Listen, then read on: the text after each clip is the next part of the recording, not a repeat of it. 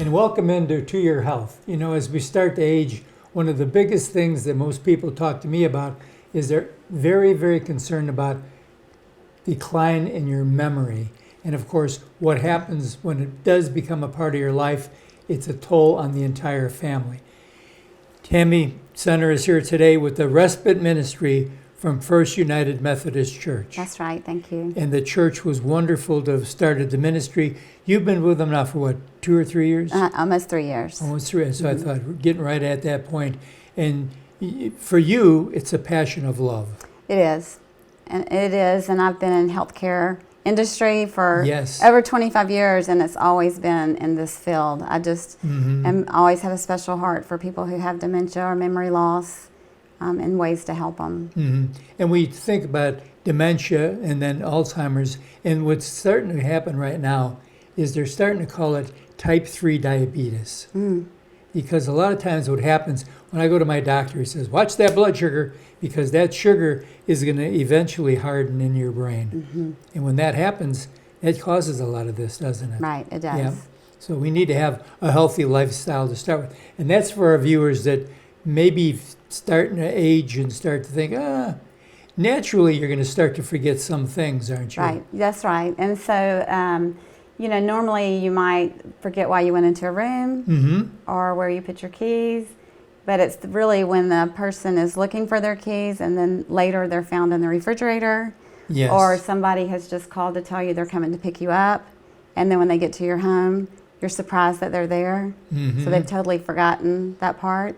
So it's not just like what I go through all the time where I have a memory loss on things. Well, and a lot of times it's because our lives are so jam-packed, Right. full of things. It's very easy for that to happen.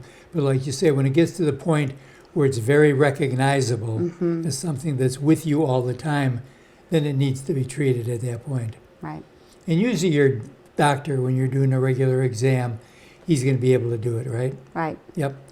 The crazy part about this is when it starts to affect you, you can't be left by yourself, can you?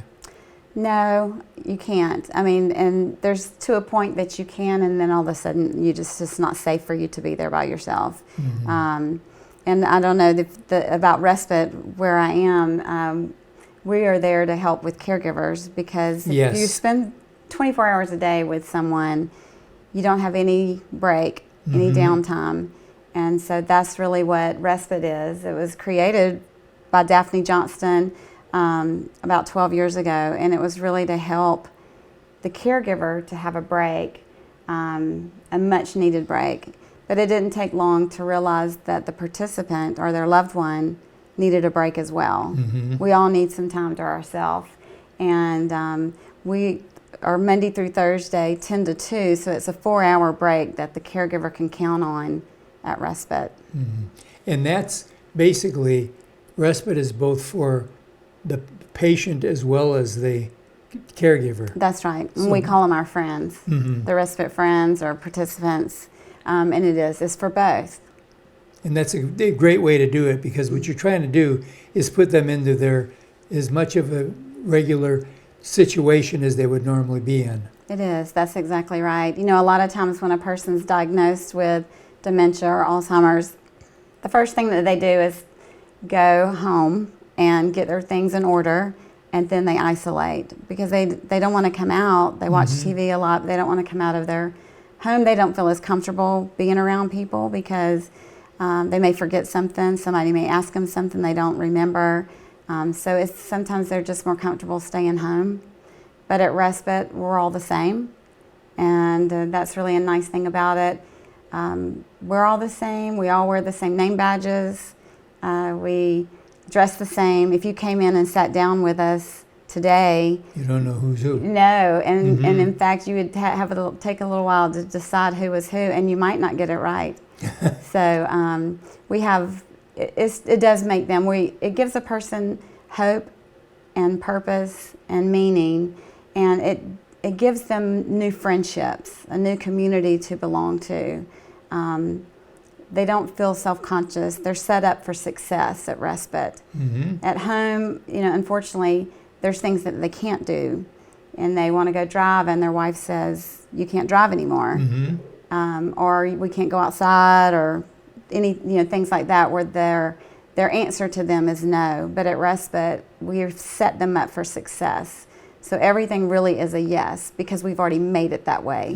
Anything that's available, they're welcome to do, but we've made it to where it's a yes answer. And the key is, because you spoke to our Kiwanis Club, and at that meeting you gave a sheet, and on that sheet it said, if I have dementia, Right. please don't. And there was a whole list of don't, because we need to treat the person as if they're just as normal as the rest Right. of us. That's right. Because to an extent they are. Right. Yeah. That's exactly right. And it doesn't discriminate. It could be any of us that get it, And I think that paper that I had, I should have brought one, or at least I'll have one available. If you want it, I've got it here. Okay. Yep. And but it tells a family member, it's just some suggestions that it gives if a person does have dementia. Do you treat them with respect? They're still the same person, and you don't talk over